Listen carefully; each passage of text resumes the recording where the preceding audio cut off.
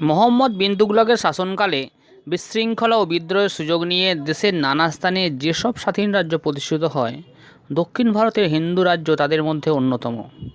ষোড়শ শতকের মধ্যভাগে এই রাজ্যটি দক্ষিণ ভারতের বিস্তীর্ণ অঞ্চলে প্রভুত্ব স্থাপন করে এক সাম্রাজ্যে পরিণত হয়। এই সাম্রাজ্যের প্রতিষ্ঠার ইতিহাস সম্পর্কে মতপার্থক্য থাকলেও একথা মোটামুটি সর্বজন স্বীকৃত যে সঙ্গম নামে এক ব্যক্তির 5 পুত্র তুঙ্গভদ্রা নদীর তীরে এই সাম্রাজ্যের প্রতিষ্ঠা করেন। পিতা সঙ্গমের নাম অনুসারেই এই রাজবংশকে তারা সঙ্গম বংশ বলা হয়। হ্যাঁ বন্ধুরা, তোমরা ঠিকই ধরেছ। আজকের আমাদের ক্লাসের বিষয় হলো বিজয়নগর সাম্রাজ্য। আপনারা দেখছেন জিএস টিউটোরিয়াল। আজকের ক্লাসে তোমাদের স্বাগতম। WBCS, PSC, food supply, rail বা ব্যাংকের ইতিহাস থেকে যেমন ধরনের প্রশ্ন আসে আমার এই ক্লাসে সেই রকম ভিডিওই বানানো হয়। যদি ভিডিওটি ভালো লাগে অবশ্যই চ্যানেলটিকে সাবস্ক্রাইব করে বেল আইকন বাজিয়ে দেবেন, যাতে এরকম নিত্য নতুন ভিডিও নোটিফিকেশান সবার আগে পেয়ে যান। চলুন ভিডিওটি শুরু করা যাক। বিজয়নগর সাম্রাজ্যে মোটামুটি 4টি বংশ রাজত্ব করেছিল। তারা হলো সঙ্গম বংশ, শালুব বংশ, তুলুব বংশ ও আরাবিডু বংশ। বিজয়নগর সাম্রাজ্যে প্রথম যে বংশ রাজত্ব করেছিল তা হলো সঙ্গম বংশ। 1336 খ্রিস্টাব্দ থেকে 1486 খ্রিস্টাব্দ পর্যন্ত এই সাম্রাজ্য টিকে ছিল। এই সাম্রাজ্যের প্রথম যিনি সম্রাট ছিলেন তিনি হলেন প্রথম হরিহর। তিনি মাদুরাইয়ের সুলতান হৈসেল রাজ তৃতীয় বীরবল্লালকে পরাজিত করে এবং মাদুরাই রাজ্যের আক্রমণকে প্রতিহত করে হৈসল রাজ্য অধিকার করেছিলেন 1346 খ্রিস্টাব্দে। তার 2 মন্ত্রী ছিলেন মাধব বিদ্যারণ্য ও সায়নাচার্য। হরিহর কোনো রাজকীয় উপাধি গ্রহণ করেননি।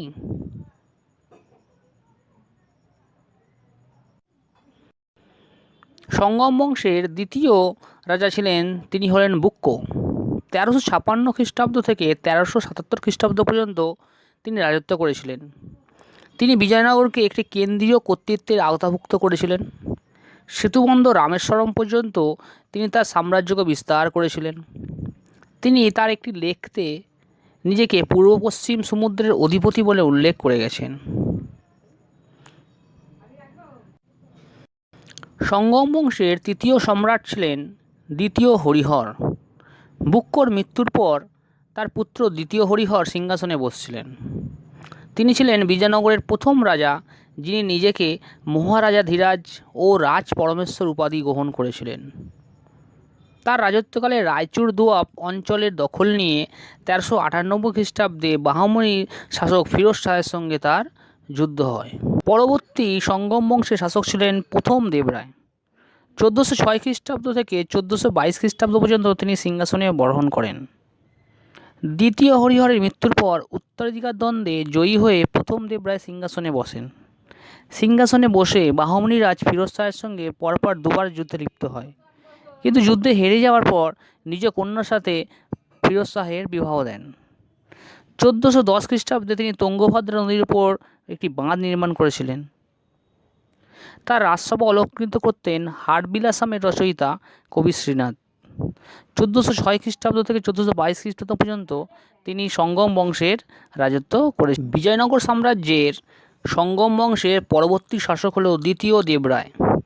1422 খ্রিস্টাব্দ থেকে 1446 খ্রিস্টাব্দ পর্যন্ত তিনি সিংহাসনে আরোহণ করেছিলেন।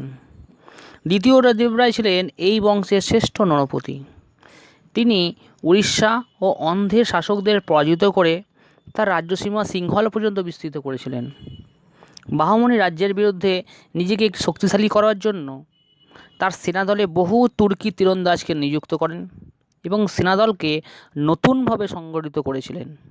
বিদ্যা ও বিদ্বানের পৃষ্ঠপোষক দ্বিতীয় দেবরায়ের চোখে তখন হিন্দু মুসলিম সকল প্রজাই সমান ছিল। ইতালীয় পর্যটক নিকোলো কান্টি ও পার্সিক রাষ্ট্রদূত আব্দুর রাজ্জাক তার সময়ই বিজয়নগর সাম্রাজ্যে এসেছিলেন।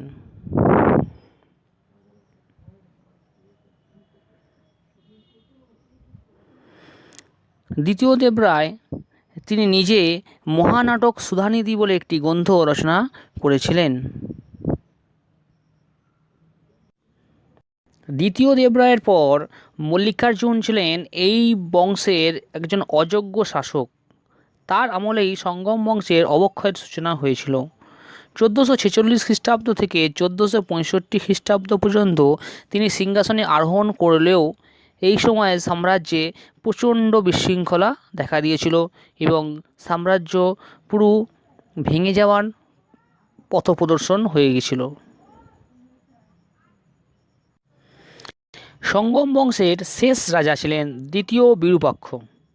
1465 খ্রিস্টাব্দ থেকে 1486 খ্রিস্টাব্দ পর্যন্ত তিনি সিংহাসনে আরোহণ করেছিলেন। মল্লিকার্জুনের ভাই বিরূপাক্ষ ছিলেন সঙ্গম বংশের শেষ রাজা। বাহমনি রাজ্যের প্রধানমন্ত্রী মামুদ গাওয়ান তার সময় গোয়া বন্দরকে নিজের অন্তর্ভুক্ত করেছিলেন।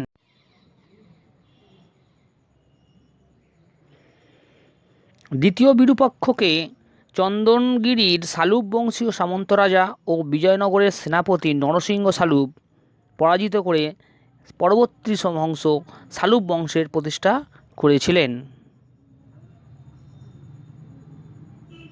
বিজয়নগর সাম্রাজ্যের আমরা পরবর্তী যে বংশ নিয়ে আমরা আলোচনা করব তা হলো শালুব বংশ। অতএব প্রথম যে বংশ ছিল এটা সঙ্গম বংশ, সেটি 1336 খ্রিস্টাব্দ থেকে 1486 খ্রিস্টাব্দ পর্যন্ত সাম্রাজ্য করেন এবং পরবর্তী বংশ শালুব বংশ 1486 খ্রিস্টাব্দ থেকে 1505 খ্রিস্টাব্দ পর্যন্ত তারা সাম্রাজ্য প্রতিষ্ঠা বা পরিচালনা করেছিলেন। শালুব বংশের অন্যতম 3 সাম্রাজ্যের কথা বা সম্রাটের কথা আমরা জানতে পারি। তারা হলেন নরসিংহ শালুব, তিন্না রায়া ও ইম্মদি নরসিংহ। সঙ্গম বংশের শেষ রাজা দ্বিতীয় বিরূপাক্ষকে সিংহাসনচ্যুত করেছিলেন বিজয়নগরের সেনাপতি তথা শালুব বংশীয় সামন্ত রাজা নরসিংহ শালুব এবং এই 1486 খ্রিস্টাব্দে তিনি শালুব বংশের প্রতিষ্ঠা করেন। শালুব বংশের পরবর্তী শাসক তিন্না রায়া ও ইম্মদি নরসিংহর সম্বন্ধে খুব একটা বেশি জানা যায়নি। পরবর্তীকালে তুলুপ বংশের বীর নরসিংহ ইম্মদি নরসিংহকে হত্যা করে তুলুপ বংশের প্রতিষ্ঠা করেছিলেন। বিজয়নগর সাম্রাজ্যের তৃতীয় যে বংশ নিয়ে আমরা পড়ব তা হলো তুলুপ বংশ। অতএব প্রথম যে বংশ সম্বন্ধে বললাম তা হলো সঙ্গম বংশ, শালুব বংশ এবং তৃতীয় যে বংশ সম্বন্ধে আমরা জানব তা হলো তুলুপ বংশ। 1505 খ্রিস্টাব্দ থেকে 1570 খ্রিস্টাব্দ পর্যন্ত এই বংশ রাজবংশ টিকে ছিল। এই রাজবংশের প্রথম যিনি ছিলেন সম্রাট তিনি হলেন বীর নরসিংহ। 1505 খ্রিস্টাব্দ থেকে তিনি সিংহাসনে বসেন এবং 1509 খ্রিস্টাব্দ পর্যন্ত তার সাম্রাজ্য টিকে থাকে। নরস নায়কের পুত্র বীর নরসিংহ বিজয়নগরের সিংহাসনে তুলুপ বংশের প্রতিষ্ঠা করেছিলেন। তিনি পর্তুগিজ সেনাপতি আলমিরার সঙ্গে চুক্তি করেন এবং পর্তুগিজ থেকে ঘোড়া আনার জন্য ব্যবস্থা করেছিলেন। এই বংশের পরবর্তী যিনি রাজা ছিলেন তিনি হলেন কৃষ্ণদেব রায়। বীর নরসিংহের সৎ ভাই কৃষ্ণদেব রায় বিজয়নগরের সর্বশ্রেষ্ঠ নরপতি ছিলেন। তিনি বাহমনি ও উড়িষ্যার বিরুদ্ধে যুদ্ধ করেন এবং যুদ্ধ করে সেখানকার প্রচুর অঞ্চল নিজের সাম্রাজ্যের অন্তর্ভুক্ত করেন।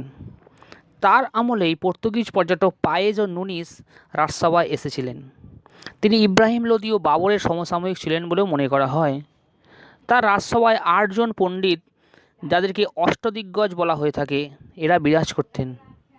এরা হলেন পোদ্দন, যাকে অন্ধ্র কবিতার পিতামহ বলা হয়, তিনমায়ার, আয়ালা, রাজু, রামভদ্র, ধুজ্জটি, মাদ্দাইগিরি, মাল্লানা, সুরান্না, রামরাজভূষণ প্রভৃতি।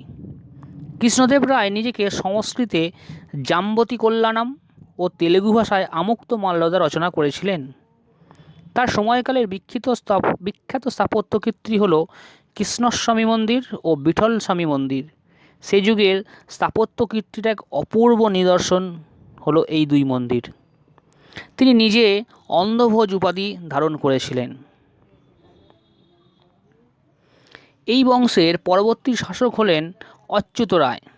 1530 খ্রিস্টাব্দ থেকে 1542 খ্রিস্টাব্দ পর্যন্ত তিনি রাজত্ব করেছিলেন। কৃষ্ণদেব রায়ের পরবর্তী শাসক অচ্যুত রায়ের দুর্বলতা দেখা গিয়েছিল তথা সেই সাম্রাজ্যে প্রচণ্ড বিশৃঙ্খলা দেখা দিয়েছিল। এই সুযোগে পর্তুগিজরা তুতিকোরিনে একটি স্বাধীন উপনিবেশ গড়ে তুলেছিলেন। তুলুপ বংশের শেষ সম্রাট ছিলেন সদাশিব রায়।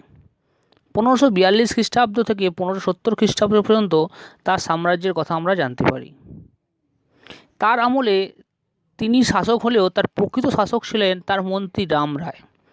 1558 খ্রিস্টাব্দে রাম রায় বিজয়নগর, গোলকুন্ডা ও বিজাপুরের মধ্যে এক সামরিক জোট সৃষ্টি করে আহমেদনগর আক্রমণ করেন।